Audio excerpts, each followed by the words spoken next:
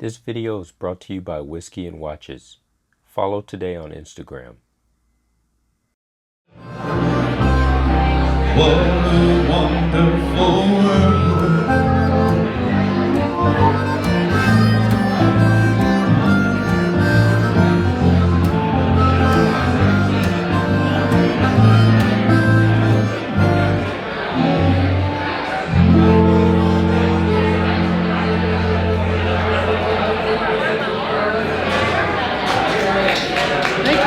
Thank you so much.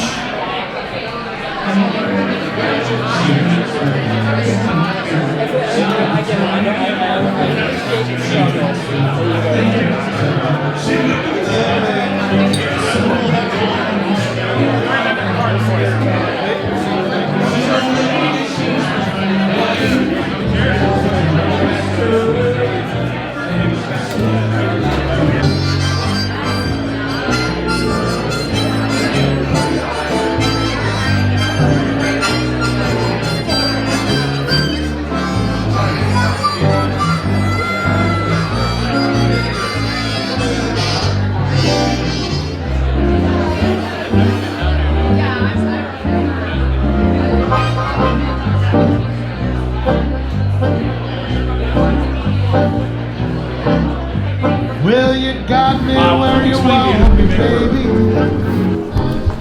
We have, our bourbon has 6 ingredients. It has corn, wheat, rye, barley, water, and yeast. We don't add any additives, we don't use any enzymes, we don't use any colorings, we don't use any flavorings, we don't use anything else. So we've been told by other distillers that we make bourbon the old-fashioned way. And we kind of took that as a compliment. And whether or not it's true or not, but we do.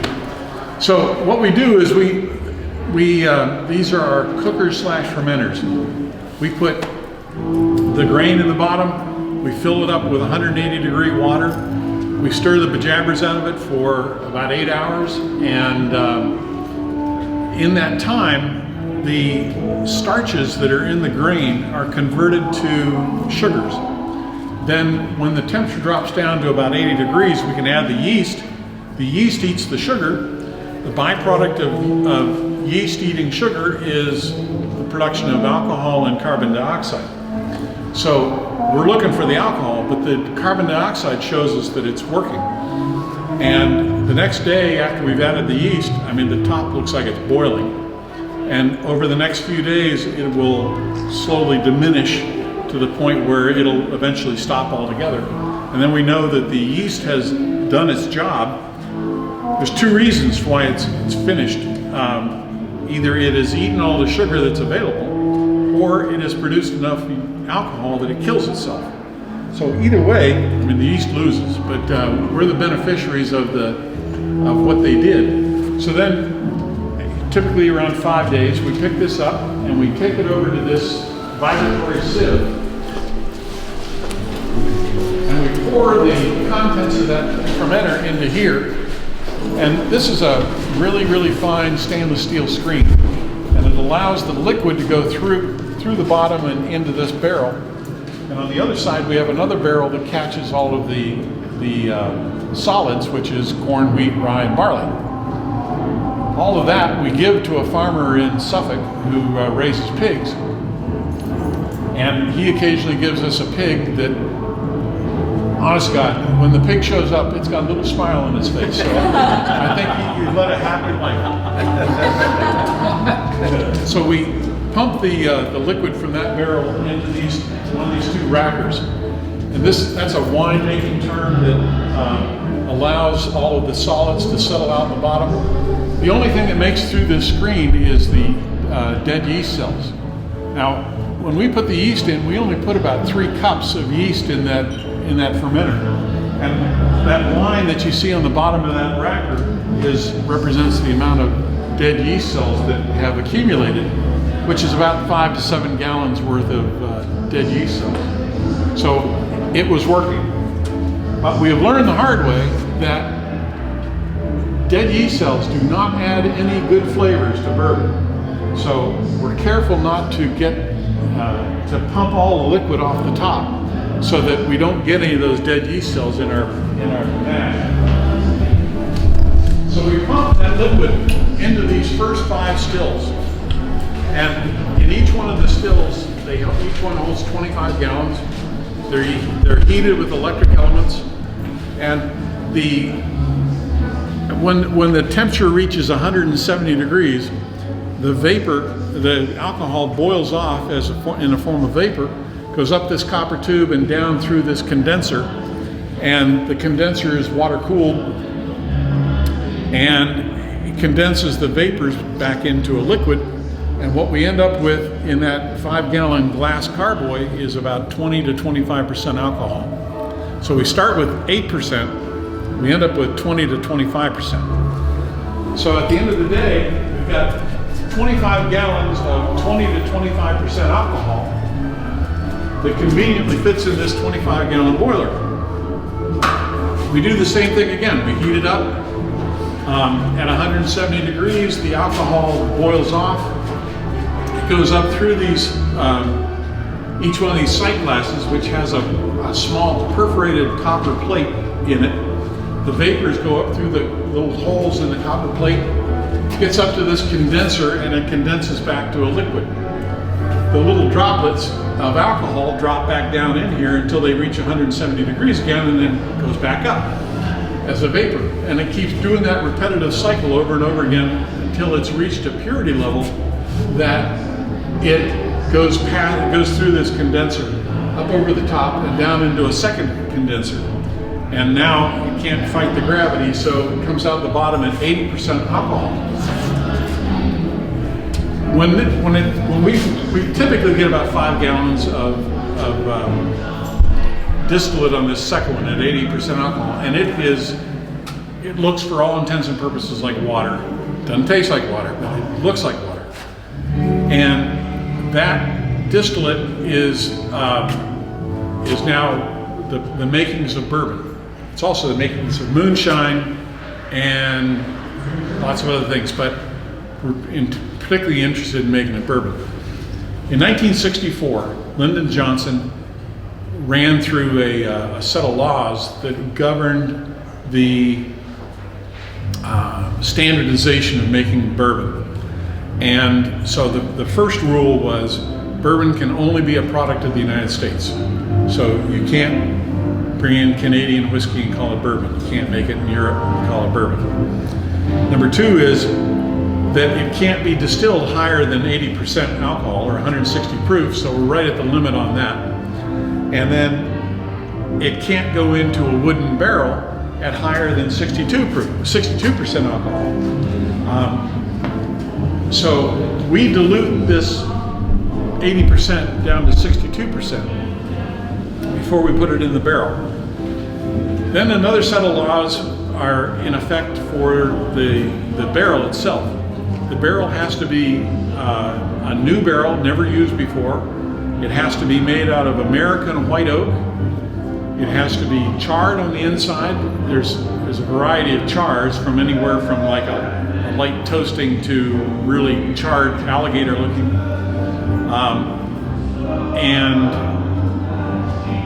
And we can only use it one time. If you use it twice, it's whiskey. If you follow the rules, though, it'll be a bourbon. So then from there, we take that barrel and we take it into this room over here.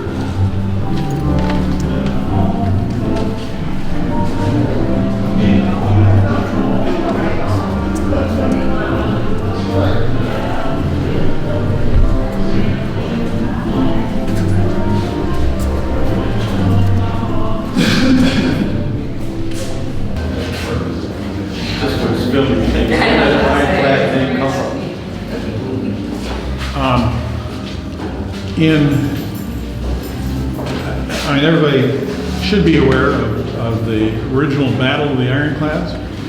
And on March 9th in 1862, the Monitor made first contact with the CSS Virginia, which both ships were clad in iron. The Monitor was 8 inches thick, but the CSS Virginia, also known as Merrimack, only had 4 inches of iron plates. And all of that happened right outside here. Had we been here, then we would have had ringside seats to that battle. So that was why we picked the name Ironclad.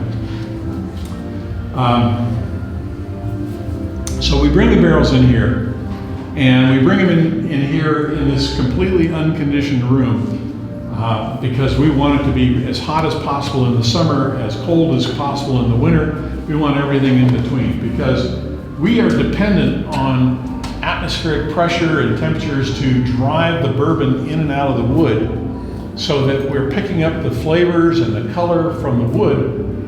Obviously 100% of the color comes from the barrel and 60 to 70% of the flavor comes from the barrel. So it's very important on how that occurs, which is why we put it in this room.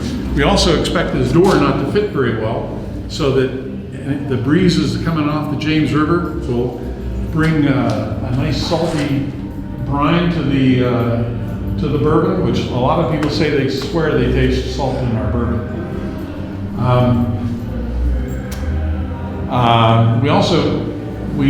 About 2 years ago, we started making in these 30-gallon barrels.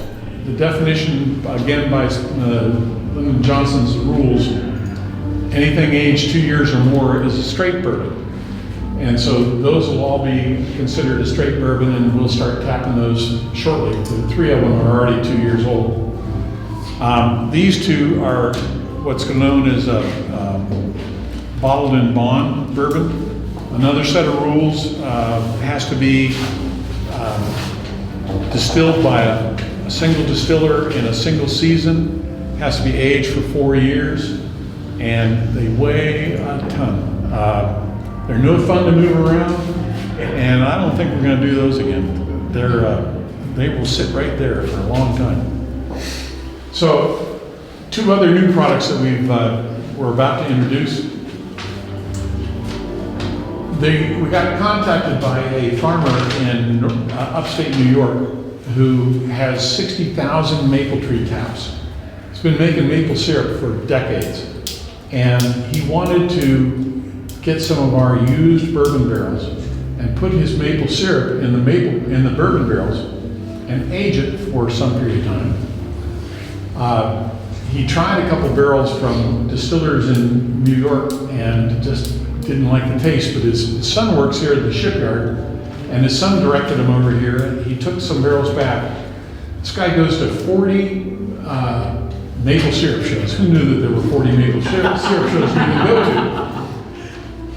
Since he's been aging his maple syrup in our barrels, he can't keep an inventory from one show to the next.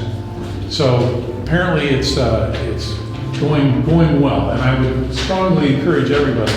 We have samples of it up at the bar, and it's unlike anything you've ever tried. It is really, really good. So then he gives us the barrels back, and we take our finished bourbon and put it back into the maple syrup barrel, and we're aging it for an additional 6 months, and we had to put a caveat on our label that says it was aged bourbon that was finished in a maple syrup barrel that was from our own manufacturer, whatever. We haven't figured out the wording yet. But anyway, when we figure that out, we'll have that available, because there's 5 barrels back there that are ready to tap. We got 3 more going back there. And and that's one thing. So another thing is we have, in Norfolk, there's this woman that roasts coffee beans. And she took one of our used barrels, filled it up with coffee beans, and aged it for several months. She poured out the coffee beans and she gave us the barrel back, and we put finished bourbon in the coffee barrel and let it sit for like 2 months. And I didn't think it would pick up any flavor whatsoever, but it tastes like, you can taste the coffee in this thing. If you like coffee and bourbon, this checks all the boxes. It's really, really good. So we bottled that. We're waiting on the labels for that, and that should be available within the next couple of weeks. And to be honest, I was in here a couple of weeks ago and just happened to bang on the door. Carol was nice enough to let me in, and they had a cup of that coffee bourbon on the table. Yeah. And she let me have a sip of it, and you're right. You're exactly right. It's delicious. delicious. Good segue. Good segue. Thank you. As you might notice, I mean, all we do is bourbon, and the smart guys all do gin and vodka and maybe a little bit of bourbon on the side. Because you can make vodka today and you can have it on a shelf tomorrow and sell it. We obviously weren't that bright, but we all, my family just loves bourbon, and we wanted to make a product that it wasn't all about marketing, it was about making a great product. And so we've tried to do that with the bourbon we're making, and we'll do little side trips with maple syrup and coffee and some other ideas that we have. But it's all going to be bourbon based because that's what we wanted to do. So it's a true family business, and I appreciate you all coming out to see what we do. Thank you. Any questions? Thank you. Are you the master distiller? No. I clean things. Okay. My son he has a palate that can detect very fine nuances of flavors that I can't even begin to tell you about. I mean, I can taste the coffee, but the fine tuning he can do, and I can't do it. So he's our head distiller. Some places they got like rum cakes and stuff like that, and you think about maybe, some cakes with some bourbon in it, bourbon cake. I think that's a good idea. When would you like to start making those? I love cake. We actually have a woman that is making chocolates with our bourbon, and Yes. we have those out there. She's really done a really good job of, doing different fillings with our bourbon, and the bourbon flavor really comes through. It's really good. It looks like there's a barrel of already made. Well, that's my son's experiment. Is he grossed up a recipe for old fashions and put it in the barrel to age it for a couple months maybe, and see what it tastes like at the end of that. About how many bottles can you get out of one barrel here? 173. Do you do the bottling here as well? Yeah. Very nice. We have a little bottling line that it actually works quite well in that you can't put the bottles in as fast as it fills them. That's the easy part. I mean, you can do a pallet's worth of bourbon really fast with this bottling line. The problem is, and somebody's got to put the cork in, somebody's got to put the tape around the top, somebody's got to dip it in the wax, somebody's got to put the label on, somebody's got to put the necker on, somebody's got to put it back in the box. It's really time consuming, and we finally gave up on waxing the heads of the bottles because we got a bunch of college kids to come in and they dip them. And yes. That's hard to mess up. But it takes a couple of kids, a whole weekend to do 70 cases. It's very time consuming. Wouldn't do that again if we had a choice, but we're committed now. And I suppose the final question is that you distribute to all the ABC stores in the Hampton area, and where else do you distribute to? All right, in October of 2016, which was like a little less than 18 months ago, we applied to the ABC people and went through a tasting, and we asked for 60 stores, and they gave us 40. So we pretty much picked 40 stores around here to try to saturate the local area, particularly because the local area would know what an Ironclad was. And, yes.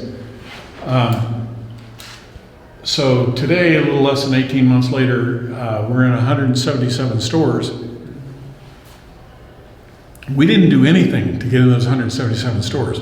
It's been 100% word of mouth that people walk into a store in Northern Virginia and say, "Do you have Ironclad?" We say, "No, we can get it though." We are in the NOB Base Exchange. We're in Little Creek Base Exchange. Hopefully be in Oceana soon. And we're in application to do it in Illinois and in New York. Washington, D.C. Sell a little bit in New York. The Monitor was made in Brooklyn, New York. So there was a liquor store in Brooklyn, right beside where the Monitor was made. All the people around there know the name Monitor, the Ironclad. Roughly, So, what year was sold that it. when they were built that ship over in? I'm sorry? Around what year time frame? 1862. And had we been here March 9th, 1862, Yeah. the battle was right there. And this is completely family operated. When did this distillery start up? 2015. Okay. And what we started making, obviously we didn't have available to even bottle for 14 to Yes. 16 months. So that's why, we had a long period there with a lot of outgo and no income. Yes. But I also want to point out, this building is 105 years old. Yes. These walls are 18 inches thick. They're solid brick all the way through. The floor is 12 inches of concrete. The ceiling, all the floors, and even the roof is 12 to 18 inches of reinforced concrete. In the event of a nuclear attack, you want to be here because you won't care what's going on outside. That's exactly right. What was it built for? I mean, do you know? It was a dry goods warehouse, and right outside here, there were railroad tracks, and the box cars would come up, and they'd manually go in and take the stuff out of the box cars, take it up. They had an old rope elevator, and they would take it up to the other floors, and distribute it to, at that time, mom and pop grocery stores. So I think around late 50s or early 60s, it was called Holt's. They went out of business because I think that's when grocery stores started, supermarkets became popular, and there just wasn't a need for just wholesalers like them. I've heard of distilleries doing up in other parts of Virginia, doing exchanges of barrels like you're doing with other folks with vineyards. Any thoughts of getting involved with changing out barrels with vineyards? Well, obviously you can only use the barrel basically once. We have a waiting list because of all the breweries that have popped up, particularly in this area. They all want used bourbon barrels to age beer in, and so if I didn't say it before, we've sold them to rum distillers in North Carolina, coffee roasters, a variety of different people who have wanted to repurpose the barrel for whatever they were doing. We have a waiting list of probably 10 or 12 people or companies that want to buy our used barrels. And we're happy to sell them because, we could recoup some of our investment. We really actually have the coffee barrel that we had the coffee beans in it. Some brewery took that one because they wanted that coffee flavor, they wanted the bourbon flavor, and they wanted the beer flavor. They were, the day we were done with that, they came and picked it up because they wanted that bad. So I think the same thing will be true of the maple syrup barrels. We weighed these barrels when they came in new, and they weighed X. And after we emptied them 16 months later, we weighed them again, they weigh 8 pounds more. So that's how much bourbon is left in the wood. I guarantee we didn't leave any drops left in the barrel. So there's a lot of flavor left in that barrel. And I know I've been hearing that the industry is in peril because of the American oak trees are sort of being used up. Do you worry about that, or is there a good replenishment? I think it's a thriving business, and I think they are planting more than they're harvesting. Yeah. I just wanted to ask, when we were in the other room, you said that you can only use them once to make bourbon. If you use them twice, it becomes whiskey.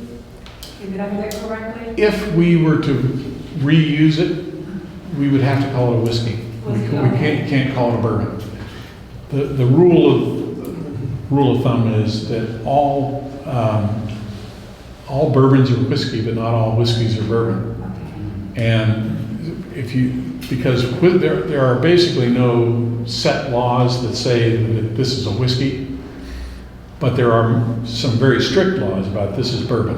Okay, because the reason I asked, because I was like, you reuse the maple syrup barrel when it comes back in coffee barrel. So that's considered whiskey versus bourbon at this point? We have to label it as bourbon finished in a coffee barrel that had coffee beans in it. Or bourbon that was finished in a barrel that had maple syrup aged in it. And that's the only way we can get around that. Okay. So we have to just disclose that. Okay. Yeah. So, not to beat a dead horse, but to clarify that, you're saying you kind of can't unring the bourbon bell? Like, once it's bourbon, you finish it in the barrel, then whatever you do is, it's still bourbon, it's just you have to say, like, Yes. once we're qualified. Yeah, because it was bourbon first. Okay. And, we met all the requirements for being bourbon, but then we just did an added step to it. Right. Okay. Okay. So at that point, it's bourbon that has been something, Yeah. as opposed to, well, now it's a whiskey. Exactly. Thank you. Awesome. Okay. Thank you. And if you can find your birthday on any one of these barrels, we encourage you to sign your name on the barrel. I'll just have to. Can I have it? Does that- It's obviously not the year, but the date. Yeah. Yeah. Not unless I got some infants. Hey, one of the investors, thanks for. Just want your investors.